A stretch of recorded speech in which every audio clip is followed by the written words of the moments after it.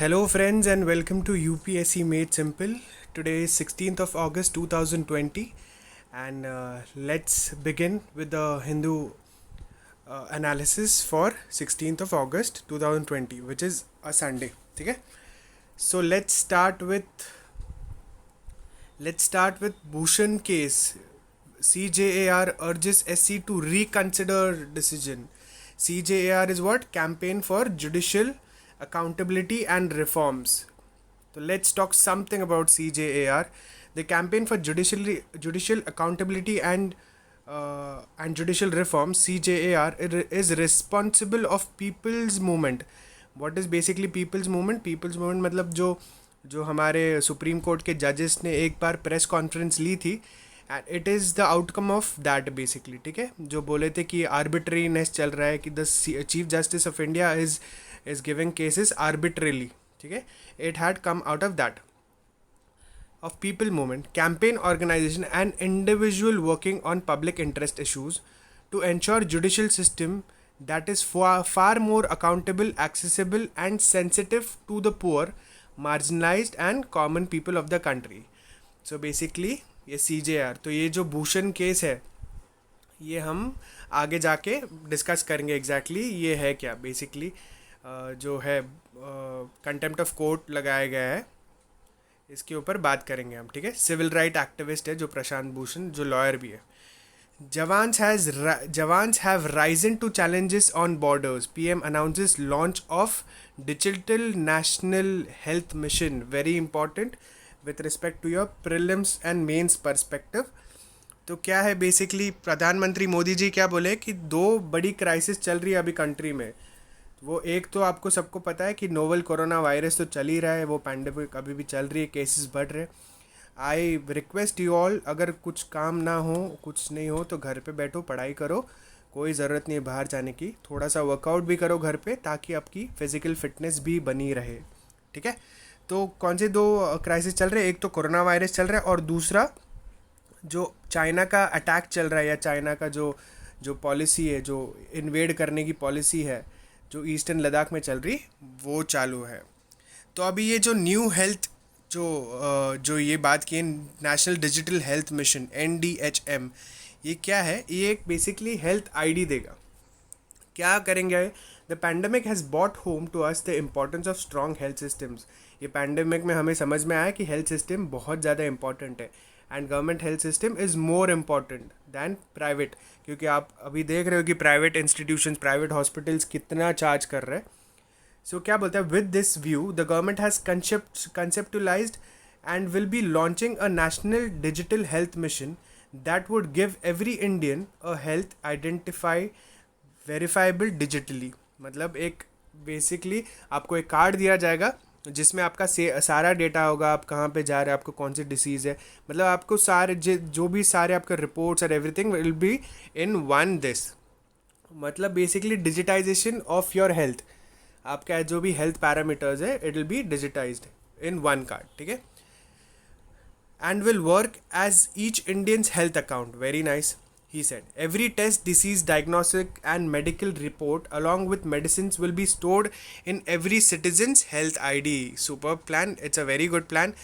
So इसके बारे में जब जैसे ही आगे पता चलेगा तो इसके बारे में हम बात करेंगे. फिलहाल ध्यान रखना कि national digital health mission launch हुआ है. ठीक है, कंसिडर मी रिटायर्ड. हमारे फेवरेट धोनी जी रिटायर हो चुके हैं अभी. ठीक है, he is retiring from international cricket. He might play IPL and everything like that. ठीक है, इंडियन प्रीमियर लीग जो होती है वो खेल सकते हैं. Hooghly river, fisherman celebrating independence day on the Hooghly river in Nadia district of West Bengal. So अभी हुगली रिवर की बात आई है तो थोड़ी सी हम हुगली रिवर की बात करेंगे. ठीक है, तो पहले हम बात करेंगे किसके बारे में? ये जो नेशनल वाटरवे, क्योंकि हुगली वहाँ पे आती है. नेशनल वाटरवे 1 क्या है? आपको क्वेश्चन आ सकता है. नेशनल वाटरवे 1, तो नेशनल वाटरवे 1 को Allahabad Haldia stretch of the Ganga Bhagirathi Hooghly river. ठीक है, Ganga Bhagirathi Hooghly river which is 1620 kilometres, declared as national waterways in 1986 में लॉन्च हुआ था. इलाहाबाद हल्दिया स्ट्रेच याद रखना. ठीक है, तो कौन से स्टेट्स वो कवर करता है? Uttar Pradesh, Bihar, Jharkhand and West Bengal. 4 states cover करता है national waterway 1, which is Allahabad Haldia stretch. ठीक है, Ganga, Bhagirathi, Hooghly river, 3 rivers include है। नेशनल वाटरवे 2 कौन सा है? सरदिया धुबरी। ये किसके स्ट्रेच में? ब्रह्मपुत्रा के स्ट्रेच में। और ये कितना किलोमीटर का है? 891। ठीक है, national waterway 1 Allahabad Haldia, Ganga, Bhagirathi and Hooghly. And states 4 आते हैं, Uttar Pradesh, Bihar, Jharkhand and West Bengal. And national waterway 2 which is Sadiya Dhubri stretch of Brahmaputra river, declared as national waterway 1988, और उसको 1986 में डिक्लेयर किया था। ठीक है, इन द स्टेट ऑफ आसाम। तो हम बात करते हैं हुगली रिवर के बारे में। भागीरथी हुगली भी बोला जाता है, हुगली भी बोला जाता है originally in local tongues the Ganga. ठीक है, एंड ऑल्सो कॉल्ड कटी Ganga, is an approximately 260 kilometre long distributary of Ganga. Distributary मतलब ट्रिब्यूटरी और डिस्ट्रीब्यूटरी के बारे में क्या डिफरेंस है? एक रिवर को अगर दूसरी रिवर ज्वाइंट करे तो उसको ट्रिब्यूटरी बोलते हैं वो रिवर की। बट अगर एक रिवर 3-4 रिवर्स को बॉर्न करे, मतलब एक रिवर उसको स्ट्रेच होके एक उधर जा रही है, एक इधर जा रही है, एक उधर जा रही है, तो उसको डिस्ट्रीब्यूटरी बोलते हैं। ठीक है, the Ganga splits into the Padma and the Hooghly near गिरिया। ठीक है, द गंगा स्प्लिट्स मतलब गंगा बेसिकली 2 इसमें ये होती है, डाइवर्स होती है। तो एक पद्मा है और एक हुगली है। ठीक है, near Giria which is Murshidabad. Today there is a further man made bifurcation of the river upstream at Farakka में और बाइफर्केशन है, बट आपको इतना हुगली रिवर के बारे में जानना है। ठीक है, देखो इन्फॉर्मेशन आप जितना लोगे ना, मतलब वैलिड इन्फॉर्मेशन, ऐसे नहीं कि कुछ भी इन्फॉर्मेशन, तो इतना इन्फॉर्मेशन आपको ये करने के लिए, प्रॉब्लम सॉल्व या कोई ना MCQ सॉल्व करने के लिए ज़्यादा बेनिफिट होगा। बेसिकली आपको ध्यान रखना है कि हमें बुक कलेक्टर या नॉलेज कलेक्टर नहीं होना है, हमें डिस्ट्रिक्ट कलेक्टर होना है। तो इसके लिए हमें इन्फॉर्मेशन नहीं, वैलिड इन्फॉर्मेशन कलेक्ट करनी है जिससे हमारा एग्ज़ाम क्लियर हो सके।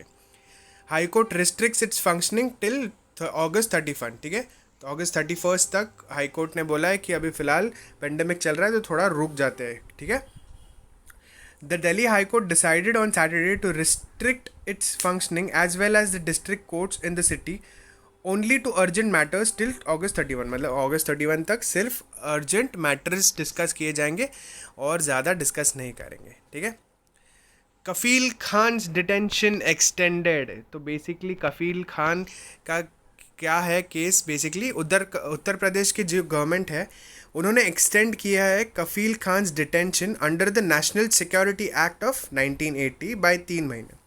ठीक है, national security act of 1980 by 3 months. The order signed by Vinay Kumar, he is the deputy secretary of security deputy secretary home department, home security भी संभालता है। Set the decision was taken on the basis of report submitted by national security advisory board on the district magistrate of Aligarh. ठीक है, ये दोनों ने जो report submit किया उस हिसाब से उन्होंने उसका 3 मंथ डिटेंशन किया। There were sufficient grounds for his continued detention, the order said in Hindi. ठीक है, the doctor Khan is lodged in Mathura jail. क्यों लॉज किए है? For proactive speech made at Aligarh Muslim University on December 12, 2019 against the Citizenship Amendment Act and National Register of Citizens। मतलब NRC और ये citizenship amendment act के खिलाफ, CA और NRC के खिलाफ इन्होंने आवाज़ उठाई थी, तो उनको डिटेंशन किया। तो हम थोड़ी बात करेंगे डिटेंशन के बारे में। तो बेसिकली टाइप्स ऑफ डिटेंशन क्या होता है? एक होता है प्यूनिटिव और एक होता है प्रिवेंटिव। प्यूनिटिव डिटेंशन क्या होता है? It is a punishment for illegal acts done. ठीक है, प्यूनिटिव डिटेंशन वो होता है जिसमें इलीगल एक्ट्स हो चुके होते हैं। It is punishment for illegal acts done.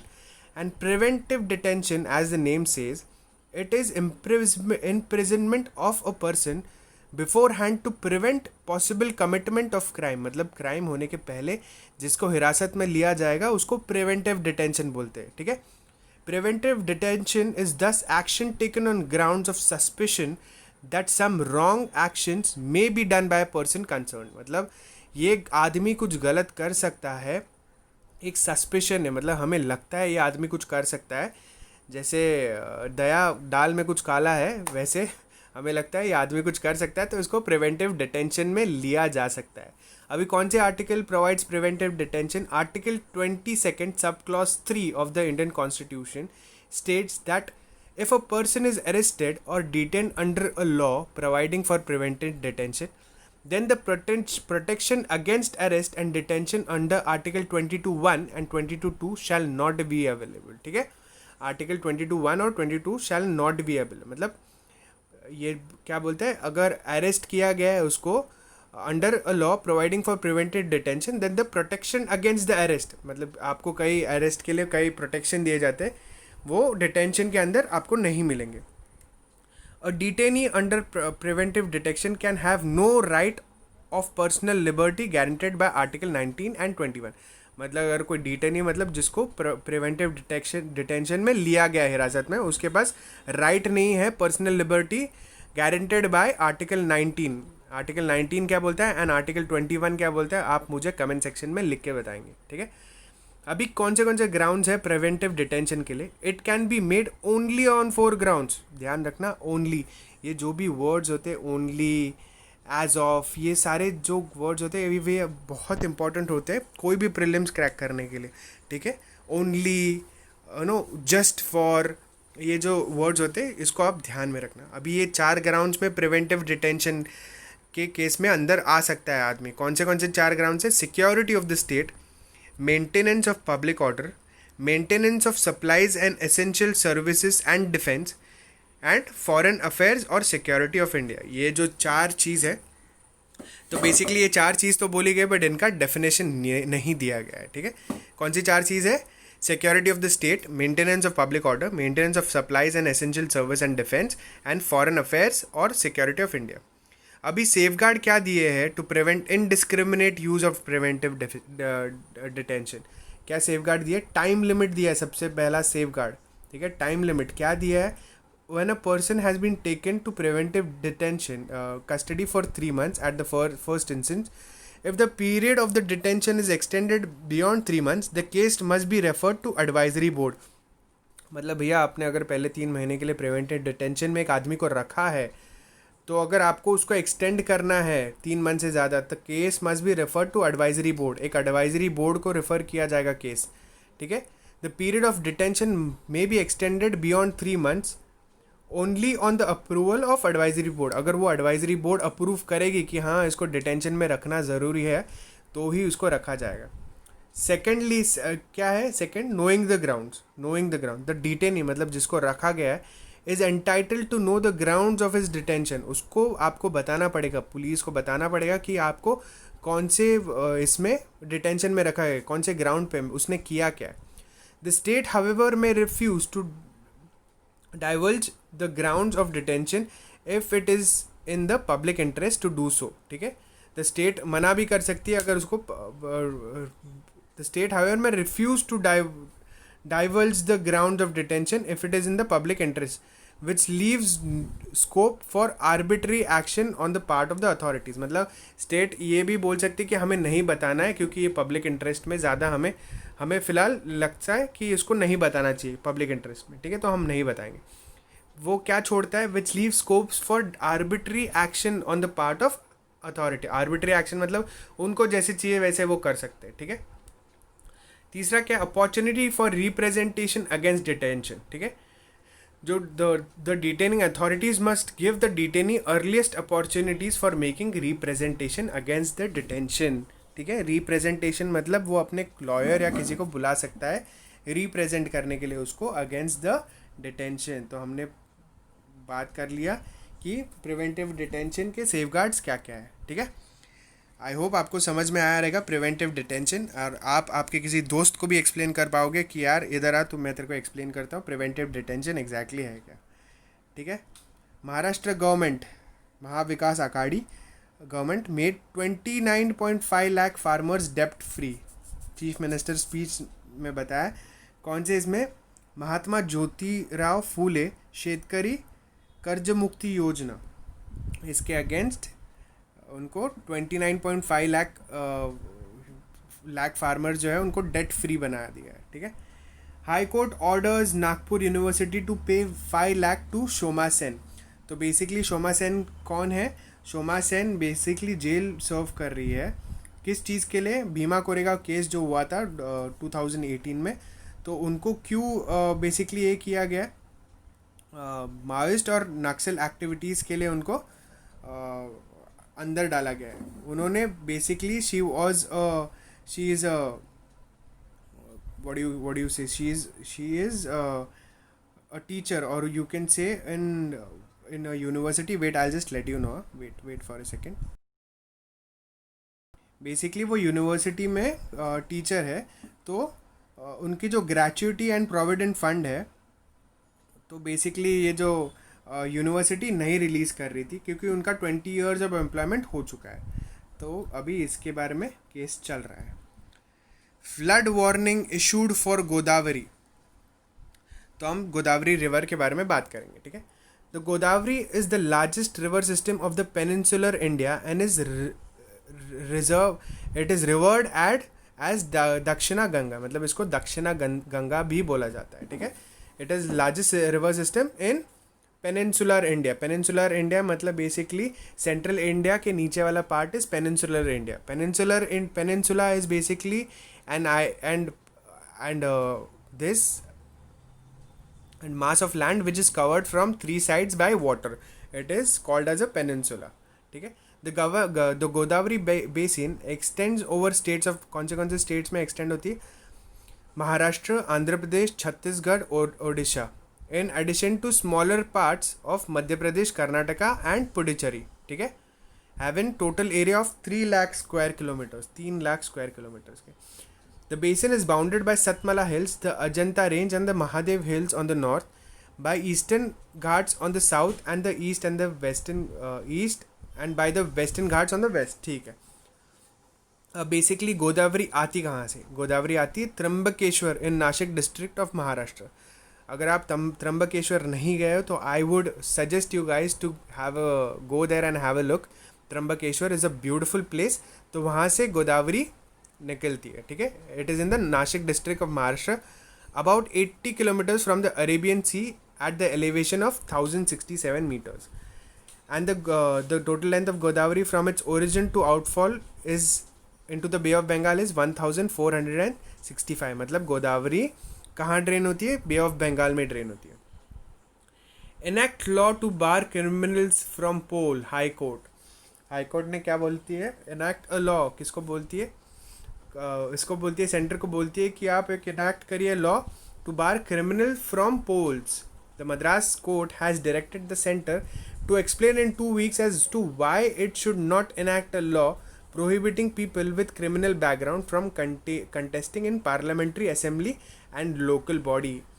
ये सिमिलर चीज़ सुप्रीम कोर्ट ने भी बोली है, तो हम इसके बारे में थोड़ी सी बात करेंगे, ठीक है। ओके, कहाँ चला गया? क्रिमिनलाइजेशन ऑफ पॉलिटिक्स बेसिकली बात करेंगे हम। तो ये न्यूज़ में था because supreme court had ordered the political parties to publish the entire criminal history of the candidates for assembly and Lok Sabha election along with the reasons that force them to field suspected criminals, ठीक है। Okay, the order was a reply from the contempt petition. Okay, ठीक है। अभी highlights क्या थे order के? It is mandatory for political parties. कहाँ पे पॉलिटिकल पार्टीज़? दोनों सेंटर एंड स्टेट लेवल पे।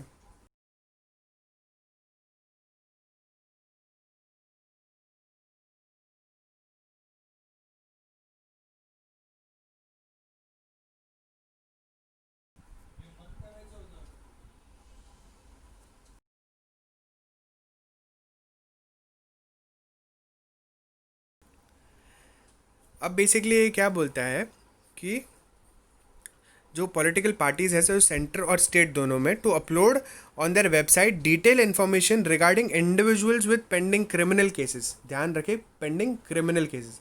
It shall also include the nature of the offences, charges framed against them, the court concerned, and the case number, etc. Additionally, the political parties need to offer an explanation as to why candidates with pending criminal cases are selected as candidates in the first place. Very superbly said. Thus, candidates' mere winability at the poll shall not be the sole reasons for handing over a ticket to the candidate to contest election. The above information needs to be published in local as well as national newspaper as well as party social media handles. ठीक है, ये सब बोला supreme court ने. The political parties need to submit compliance reports with Election Commission of India within 72 hours, and if a political party fails to submit, then the Election Commission shall bring such non-compliance by political party concerned to the notice of the Supreme Court, and which will regard to the contempt of the Supreme Court. ठीक है, तो ये हमने बात की barring of criminals from polls. ED questions Sivasankar in gold smuggling case. तो शिवाशंकर कौन है? Basically he is the former principal secretary to Kerala chief minister Pinarayi Vijayan. ठीक है, जो पिनाराई विजयन है, जो केरला के चीफ मिनिस्टर है, इनके फॉर्मर सेक्रेटरी, प्रिंसिपल सेक्रेटरी थे जो एम शिवाशंकर. ठीक है, तो बेसिकली ये जो लार्ज स्केल स्मगलिंग हुई है गोल्ड की through air cargo shipments addressed to the UAE consulate in Kerala. तो हम बात करेंगे ईडी, क्योंकि ईडी ने क्वेश्चन किया. ED is what? Enforcement directorate. तो अभी हम एनफोर्समेंट डायरेक्टरेट के बारे में बात करेंगे. कब हुआ था establish? It was established in the year 1956. Headquarter कहाँ पे? दिल्ली में. याद रखना, जो भी मैं बात बता रहा हूँ याद रखना, एग्जाम्स में डायरेक्ट क्वेश्चन आएंगे कि ED was established in this and choose the correct statement. जो भी मैं बात करूँगा वो इम्पॉर्टेंट है आपके प्रीलिम्स एंड मेंस पर्सपेक्टिव के लिए. ठीक है, ED is responsible for enforcement of 2 cases. Basically 2 acts देखता है. एक तो foreign exchange management act of 1999 FEMA and prevention of money laundering act PMLA जिसको बोलते हैं. ये 2 केसेस देखता है. किस में आता है? Department of revenue, ministry of finance में आता है. ठीक है, ठीक है. The directorate enforce regulation under foreign exchange regulation act 1973. पहले फॉरेन एक्सचेंज रेगुलेशन एक्ट 1973 में आता है, but later FERA is been replaced by FEMA. FEMA क्या होता है? Foreign exchange management act of 1999. अभी एनफोर्समेंट डायरेक्टरेट है, उसके 10 ऑफिसेस है, 10 जोनल ऑफिसेस है, which is headed by deputy director and 11 सब zonal offices, each of which is headed by assistant directors. ठीक है, 10 जोनल ऑफिसेस है, याद रखना. ठीक है. Kerala plans to operate buses to Karnataka during Onam. तो ड्यूरिंग ओनम फेस्टिवल जो है, जो Kerala state road transport corporation है, प्लान कर रही है कि वो कर्नाटका तक अपने बसेस स्टार्ट करे. ठीक है, कब से? Back end from August 25 to September 9 to clear rush during the forthcoming Onam season. तो हम लोग ओनम के बारे में थोड़ी सी बात करेंगे. तो बेसिकली ये जो वर्ड ओनम है, ये एक संस्कृत वर्ड से डिराइव्ड है. ठीक है, कौन सा word? Shravanam. Shravanam which refers to the one of the 27 nakshatra और कॉन्स्टलेशन. कॉन्स्टलेशन क्या है? Basically the pattern of stars in the sky is a constellation. In South India, Thiru is used for anything associated with Lord Vishnu and is believed that Thiruvonam is the nakshatra of Lord Vishnu who pressed the king Mahabali to the underworld under his foot. ठीक है, ये जो Lord Vishnu के लिए dedicated है. अभी Onam festival के celebrations में क्या होता है? Basically people make the carpet of flowers which is known as pookalam and lay in front of their house to welcome the king महाबली. जो किंग महाबली है उनको वेलकम करने के लिए ये एक फ्लावर्स से ये बनाते हैं कारपेट पे अपने. ठीक है. Several traditions rituals are perform like snake boat races, Onappottan, चुकुला, Pulikali, Kaikotti. My friends from Kerala, please pardon me for all this because ये सारे जो नेम्स हैं मेरे लिए बहुत डिफ़िकल्ट है. तो अगर मैं उनको गलत स्पेल करूँगा तो मुझे माफ़ करना प्लीज़. ठीक है. By a lavish feast called sadhya, people wear new clothes, cook delicacies and serve them on banana leaves by a cup of paisam, and I have had this. It is very amazing. If you have any of your Kerala friends, Kerala Malayali friends, तो उनको बोलना कि ओनम पे हमें खाने पे बुलाए. और मेरे भी कोई मलयाली फ्रेंड्स देख रहे हैं तो मुझे खाने पे बुलाए अपने घर पे ओनम के लिए. ठीक है. गवर्नमेंट में review the age of marriage. तो बेसिकली गवर्नमेंट ये देख रही है कि एज ऑफ मैरिज जो होता है चिल्ड्रन, मतलब बेसिकली गर्ल चाइल्ड के लिए देख रही है कि इनका एज ऑफ मैरिज कम किया जाए, मतलब कम है जो ज़्यादा किया जाए. तो क्या हुआ बेसिकली, अपन इसके कंटेक्स्ट में बात करेंगे. अभी तक गवर्नमेंट ने कोई डिसीजन नहीं लिया, सिर्फ सोच रही है. तो जून में क्या हुआ, the government announced a 10-member panel headed by Jaya Jaitley and comprising secretaries from Ministry of Human Resource Development, Women and Child Development, Health and Family Welfare, among others. तो कमिटी ने क्या किया, the committee had missed its July 31 deadline to finalise its report. मतलब जुलाई 31 को report finalise करने वाली थी, जो मिस हो गया. क्यों मिस हो गया? Because of the pandemic situation. अब ये क्या बोल रहा है, it is really important direction and welcome recognition as the highest level in the government about the links. क्या बोलता है, the health of mothers and babies when a girl is married too early and has a child before the age of 20.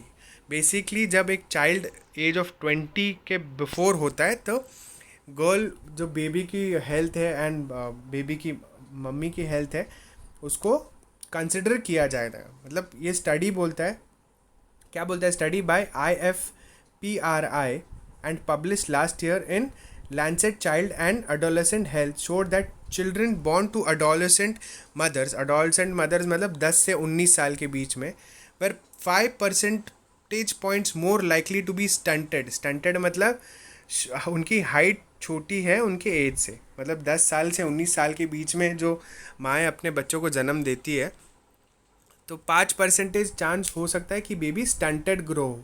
ठीक है. Stunted मतलब shorted for their age.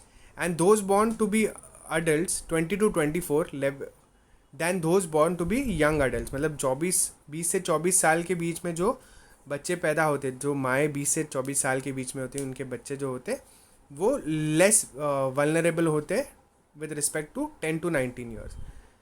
And 11 percentage points more stunted than children born to adult mothers. ठीक है.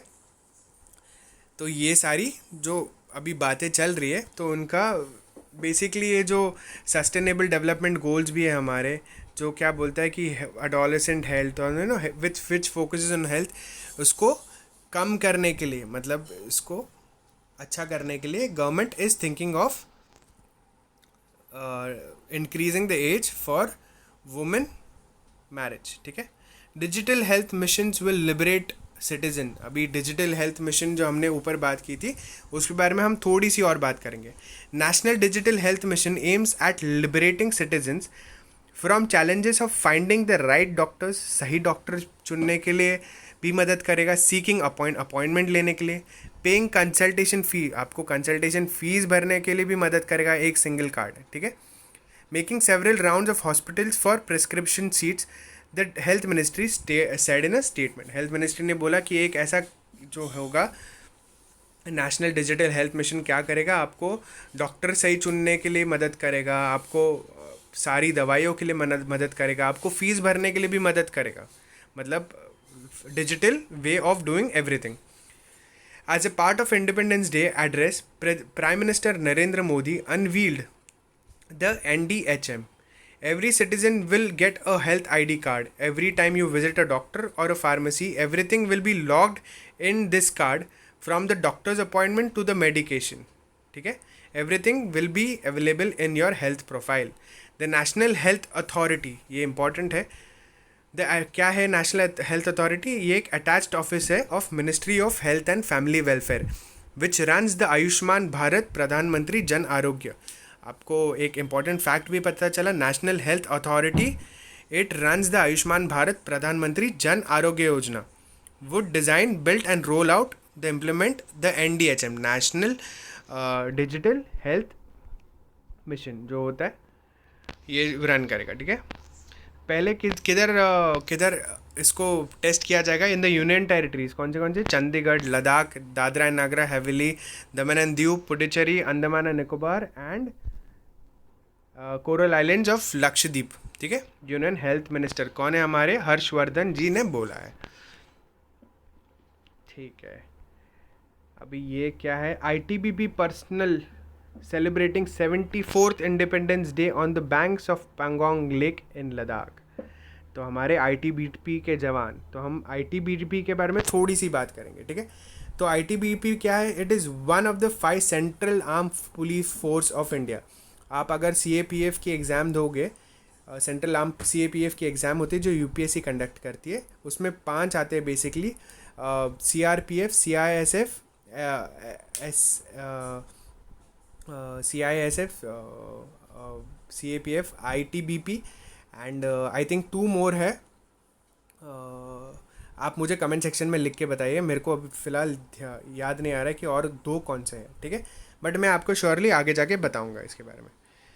तो ये ITBP के बारे में हम बात करें तो it was raised on 24th October 1962 under CRPF act in the wake of 1962 Indo Sino Indian war, ठीक है। कब आया था? 1962 में आया था, अंडर सीआरपीएफ एक्ट आया था, ठीक है, ठीक है, अंडर सीआरपीएफ एक्ट 1962 इंडो सीनो वॉर, ठीक है। It was provided full autonomy after parliament enacted Indo Tibetan border police force act of 1992।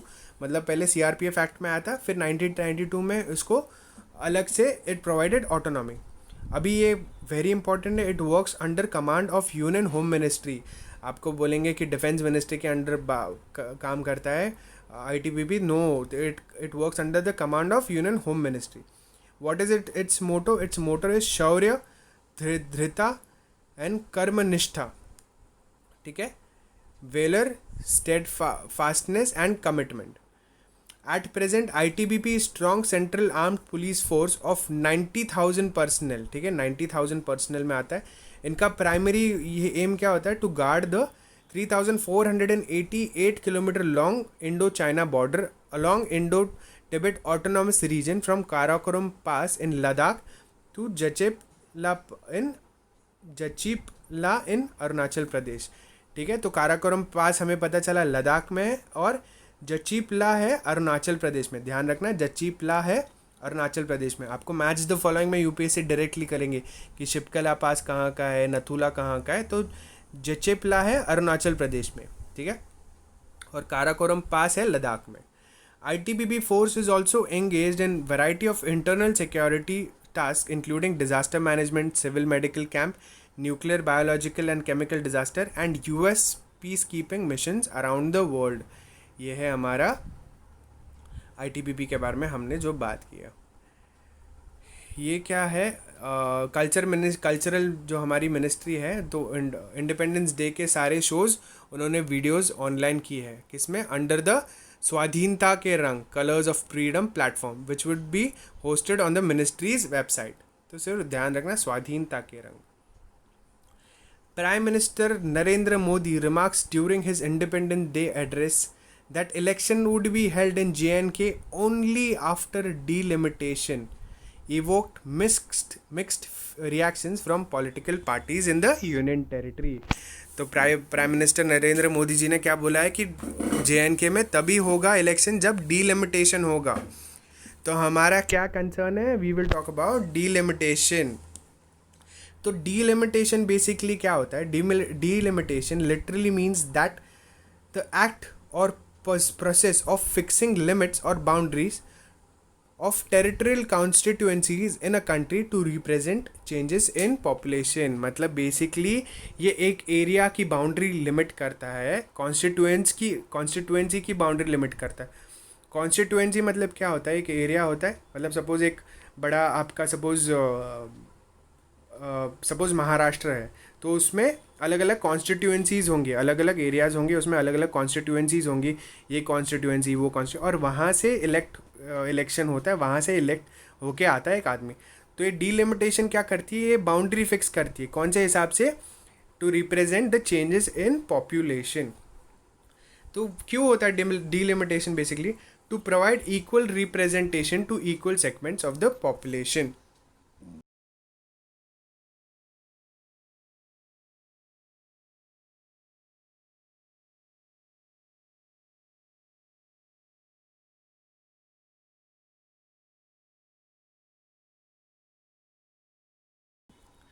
fair division of geographical area so that one political party doesn't have advantage over others in an election. ठीक है. To follow the principle of one vote one value.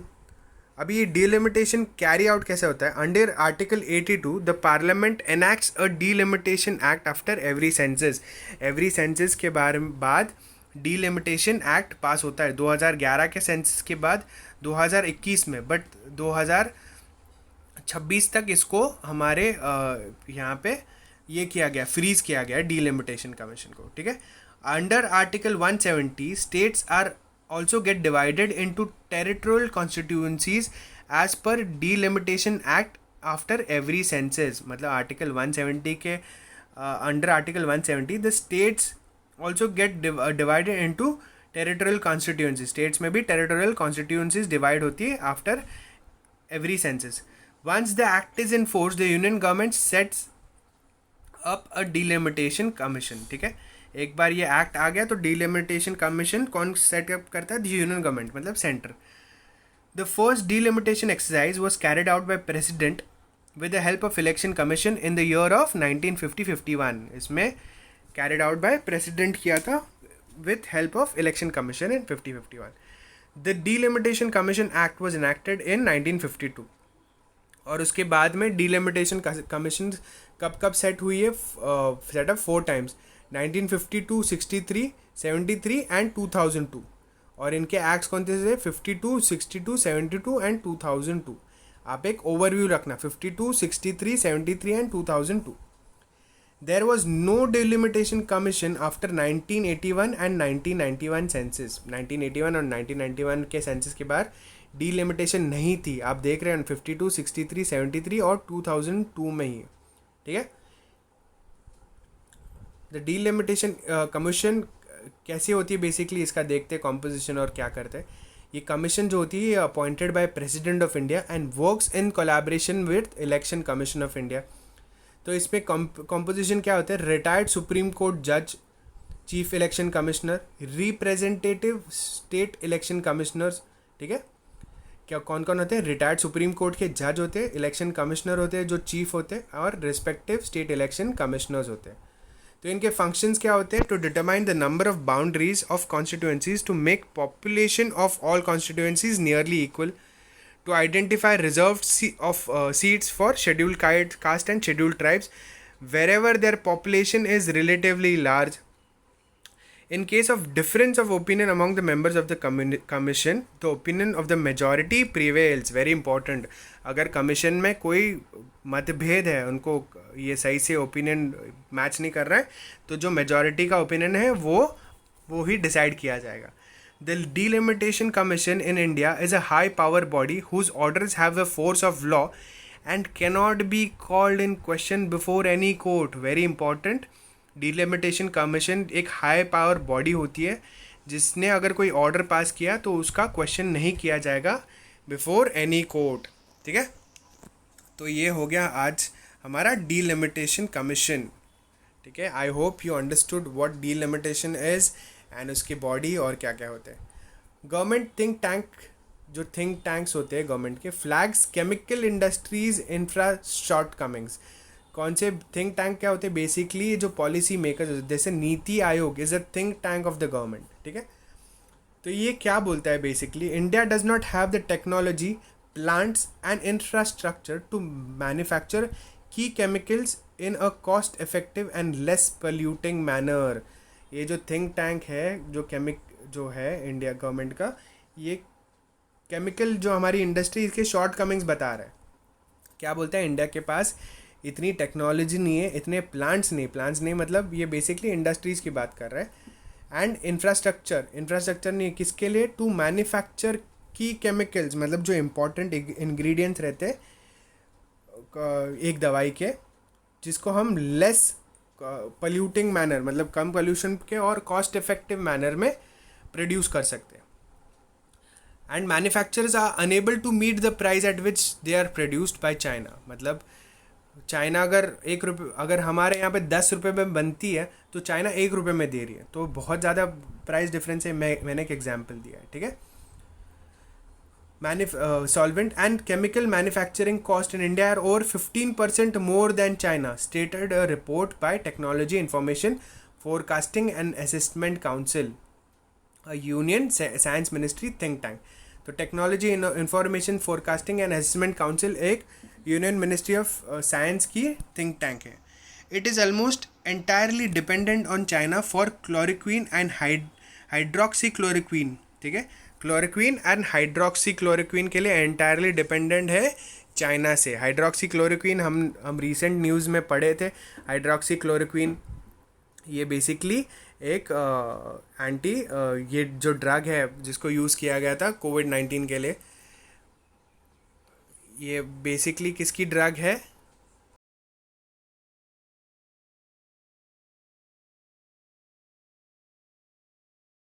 तो basically ये drug use होती है malaria को treat करने के लिए. ठीक है, जो हमने पहले बात की थी इसके बारे में. ठीक है, तो ये क्या बोलता है? एक्टिव फार्मास्यूटिकल इंग्रेडिएंट API जिसको बोलते हैं. ये क्या होता है? कोई भी अगर दवाई बनाने के लिए जो सबसे इम्पॉर्टेंट जो इंग्रेडिएंट होता है वो API होता है, और API हम लोग चाइना से लेते हैं. तो ये रिपोर्ट बताता है कि हमारी शॉर्ट कमिंग्स है इसमें. Arunachal forms panel for autonomy demands. ठीक है, अरुणाचल प्रदेश ने बेसिकली एक पैनल बनाया है for autonomy demands. Autonomy demands मतलब उसको ऑटोनॉमस डिस्ट्रिक्ट काउंसिल्स जो होते हैं बेसिकली कौन से शेड्यूल में आते हैं? ये हमारे 6 शेड्यूल में आते हैं. अदर शेड्यूल्ड एरियाज जो होते हैं वहाँ पे ऑटोनॉमस डिस्ट्रिक्ट फॉर्म होते हैं. ठीक है, जो 80 mm है, आसाम, त्रिपुरा, मेघालय और मिजोरम, ये जो 4 स्टेट्स आते हैं उसमें ऑटोनॉमस डिस्ट्रिक्ट काउंसिल्स है. तो the Arunachal Pradesh government on Friday formed a 9-member committee to discuss and arrive at possible solution to the touchy issue of creation of 2 autonomous council in the state. अभी इसके बारे में चालू किया है, अभी देखते हैं क्या होता है. जैसे भी होगा, जो भी होगा, मैं आपको बताऊंगा. Kukis asked government about pogrom by NSCM. ठीक है, तो हम लोग कुकी के बारे में बात करेंगे, इसका सारा बैकग्राउंड बात करेंगे. पहले थोड़ी सी हिस्ट्री में जाते. पहले मणिपुर जो था वो एक प्रिंसली स्टेट था. इंडिया में आने के पहले, इंडिया में मर्ज करने के पहले एक प्रिंसली स्टेट था. ठीक है, एंड यूनियन में कब मर्ज हुआ? वो 15th of October 1949. अभी ये जो मणिपुर है इट इज़ बीन इनहेबिटेड. वहाँ पे कौन लोग रहते हैं? जैसे communities like Nagas, Kukis and Meiteis. ठीक है, नागा, कुकीज़ और मेतीज़ रहते हैं वहाँ पे.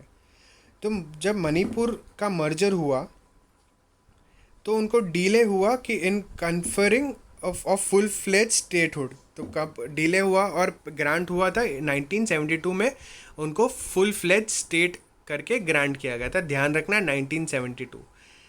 आपको ऐसे पूछ सकते हैं UPSC या कोई भी एग्ज़ाम कि आप ऑर्डर में लिखिए, स्टेट्स देंगे और बोलेंगे कौन से स्टेट कब फॉर्म हुआ था, उसकी ऑर्डर.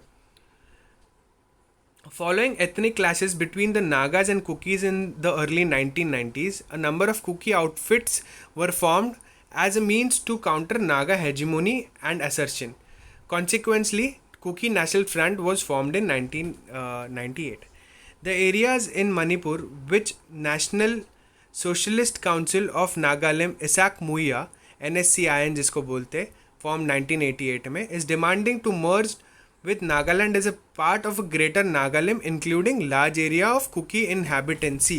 मतलब Kuki inhabitancy मतलब जहाँ पे Kuki रहते हैं वो भी एरिया वो लोग मांग रहे हैं नागा वाले. Meanwhile, Zomi Reunification Army क्या बोलते हैं? ZRA 1997 में फॉर्म हुआ था. उसका ऑब्जेक्टिव क्या था? To protect the interest of Paite community from the onslaught of any community or group. मतलब पाइट कम्युनिटी है उसको इंटरेस्ट उसकी बचाने के लिए जोमी रीयूनिफिकेशन आर्मी बनाई गई थी. 2008 में क्या हुआ? 20 militant groups related to Kukis and Zomis under the 2 umbrella organization Kuki National Organization KNO and United People's Front signed suspension of operation agreement with the government. 2008 में क्या हुआ? कुकी ने और जोमीज ने, ये दोनों ने गवर्नमेंट के साथ में एक suspension of operation agreement sign किया। किसके साथ? गवर्नमेंट ऑफ इंडिया के साथ एंड गवर्नमेंट ऑफ मणिपुर के साथ। The agreement aims to discuss demand put forward by extremist group and bring peace in Manipur. तो ये था हमारा बेसिकली कुकीज़ के बारे में, ठीक है। Suo motu contempt power is inherent says the supreme court. Suo motu मतलब क्या? खुद से, मतलब इनको अगर सुप्रीम कोर्ट को लगता है कि खुद से यहाँ पे चीज़ें सही नहीं है तो वो खुद से, किसी को केस फाइल करने की ज़रूरत नहीं, किसी को पिटिशन फाइल करने की ज़रूरत नहीं है, वो खुद से केस ले सकती है। दैट इज़ सुओ मोटो, ठीक है। तो हम बताएंगे बेसिकली कंटेम्प्ट का जो जो भूषण केस है कंटेम्प्ट के लिए, उसके बारे में भी हम बात करेंगे, ठीक है। तो बेसिक आइडिया क्या है कंटेम्प्ट का? कि to punish those who do not respect the orders of the court.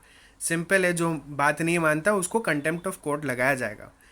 In the Indian context, contempt is also use to punish speech that lowers the dignity of the court and interferes with the administration of justice. मतलब अगर आप court की dignity को कम करो, ऐसी speech दो जिससे court की डिग्निटी कम हो जाए, डिग्निटी मतलब उसका रिस्पेक्ट कम हो जाए, तो वो भी काउंट किया जाएगा कंटेम्प्ट में। अब कंटेम्प्ट बेसिकली दो प्रकार के होते हैं, अब ध्यान में रखना है, इसको अपने दिमाग में बिठा रखना। क्या है कंटेम्प्ट? दो प्रकार के कौन से होते हैं? एक सिविल होता है, एक क्रिमिनल होता है। सिविल कौन सा कंटेम्प्ट होता है? It is a wilful disobedience of a court. मतलब आपने विलफुली, मतलब जानबूझ के आपने बात नहीं मानी कोर्ट की और कोर्ट के एक जजमेंट की, और wilfully breach and undertaking given to a court. अगर आपने विलफुली एक अंडरटेकिंग आपने कोर्ट को दी थी कि हाँ मैं ऐसे ऐसे नहीं करूँगा, बट आपने बोला न, आपने कर दिया वो, तो वो होता है सिविल कंटेम्प्ट। और क्रिमिनल कंटेम्प्ट कौन सा होता है?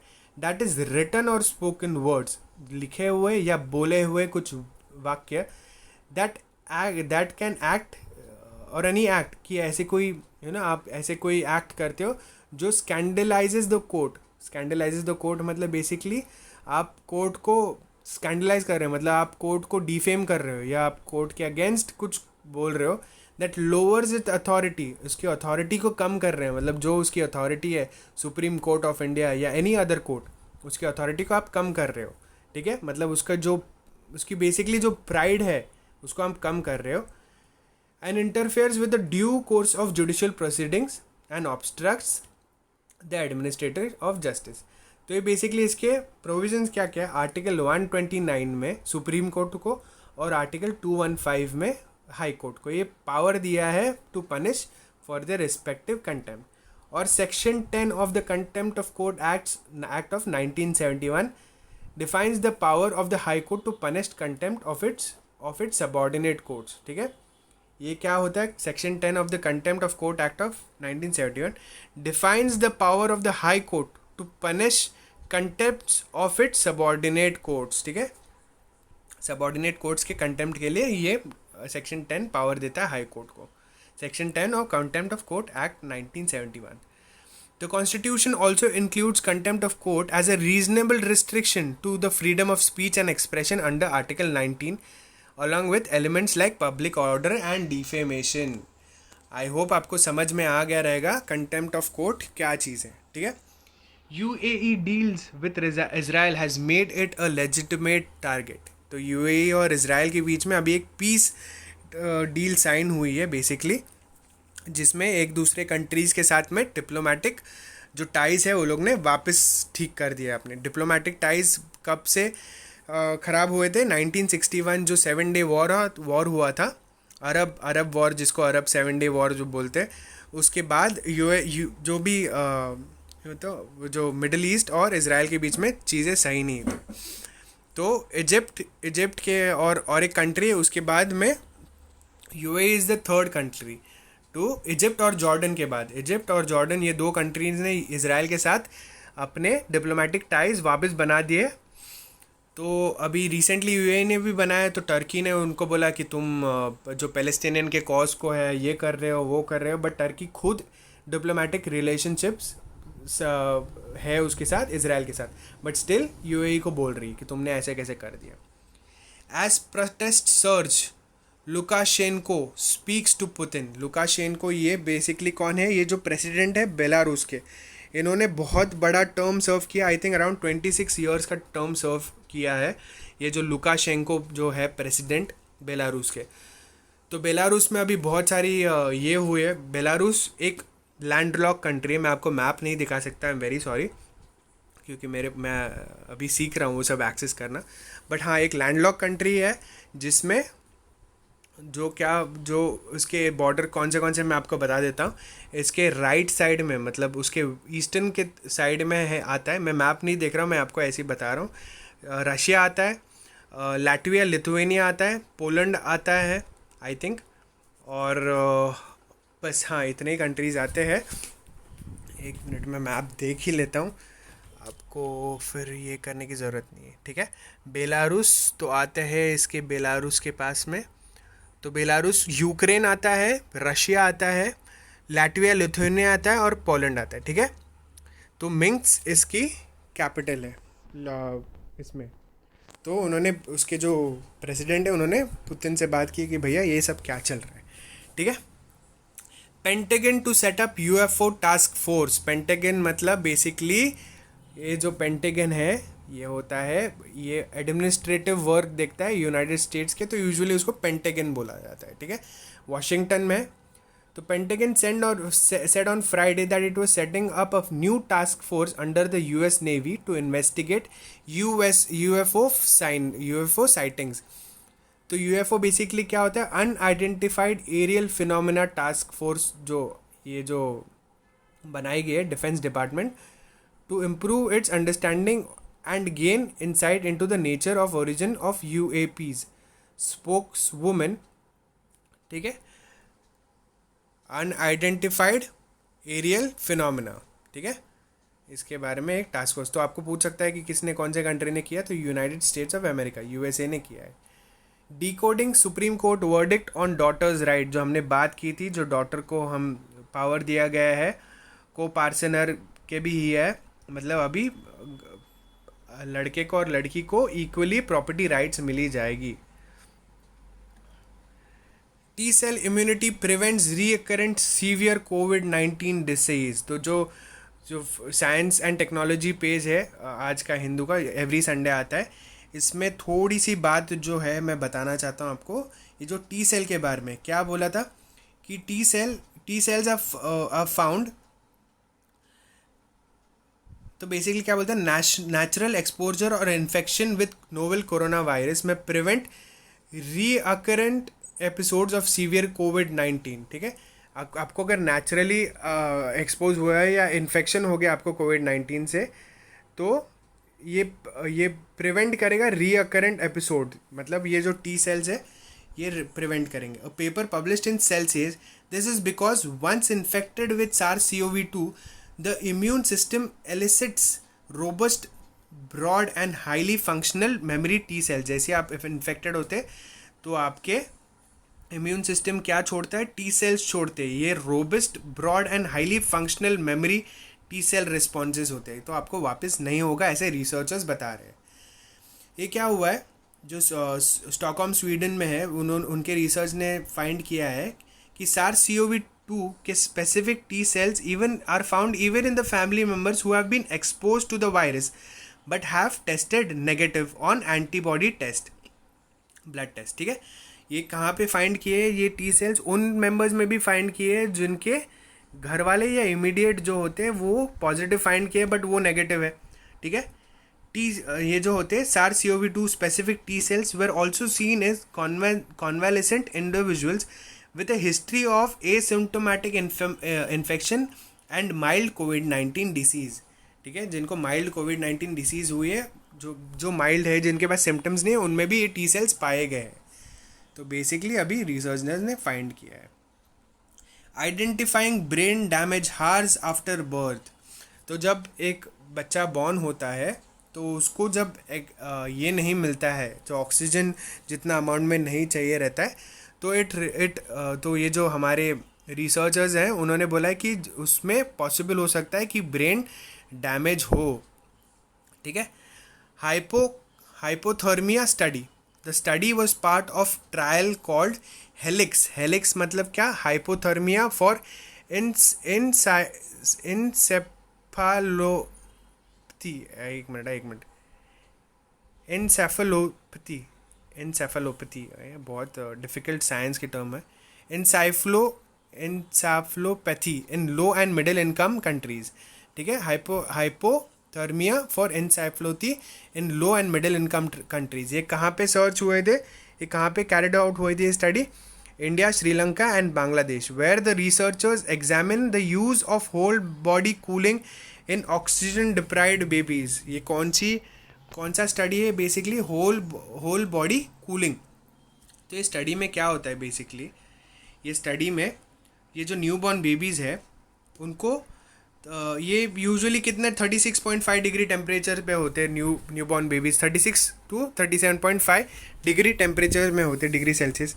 बट ये जो ट्रीटमेंट है, होल बॉडी कूलिंग की जो ट्रीटमेंट है, उसमें क्या किया जाएगा, जो बच्चे न्यूबॉर्न है उनको रैप किया, मतलब उनको लपेटा जाएगा एक स्मॉल ब्लैंकेट में एट 33.5 डिग्री सेल्सियस। उनको 33.5 डिग्री सेल्सियस में रखा जाएगा। कितने घंटे के लिए? 72 आवर्स के लिए, ठीक है। 72 आवर्स के लिए उनको रखा जाएगा एंड ग्रेजुअली रीवॉर्म्ड, एंड उनको थोड़ी धीरे धीरे करके वार्म किया जाएगा। While we are still studying if this method will work in our country and can help reduce mortality and neurological damage. जो mortality मतलब उनकी डेथ, जो बच्चों की डेथ होती है, इससे रिड्यूस किया जाएगा। और वेस्टर्न कंट्रीज़ में ये जो थेरेपेटिक हाइपोथर्मिया और cooling is well documented and even used in the standard care of babies, ठीक है। तो ये हमने थोड़ी सी बात की ये हाइपोथर्मिया स्टडी और ये डिफ़िकल्ट नाम एनसेफलोपैथी, जो भी नाम है इनका, ठीक है। हेलिक्स याद रखना। तो ये टी सेल हो गया हमारा। यहाँ पे और एक इम्पॉर्टेंट टॉपिक थी, हाँ, डिमिनिंग स्टार। तो नासा का जो हबल स्पेस टेलीस्कोप है, ऑब्जर्वेशन, ये इसने क्या दिखा है, that a mysterious dimming of star Betelgeuse is due to cloud of immense amount of hot material ejected into space which blocked its starlight। एक बहुत गर्म हवा ये यहाँ पे इजेक्ट हुई है स्पेस में, जिसके वजह से उसकी जो लाइट है वो ब्लॉक हुई है और उसके वजह से स्टार डिम दिख रहा है, ऐसे बोलता है नासा। तो अभी पहले हम बात करेंगे किसके बारे में? Hubble space telescope.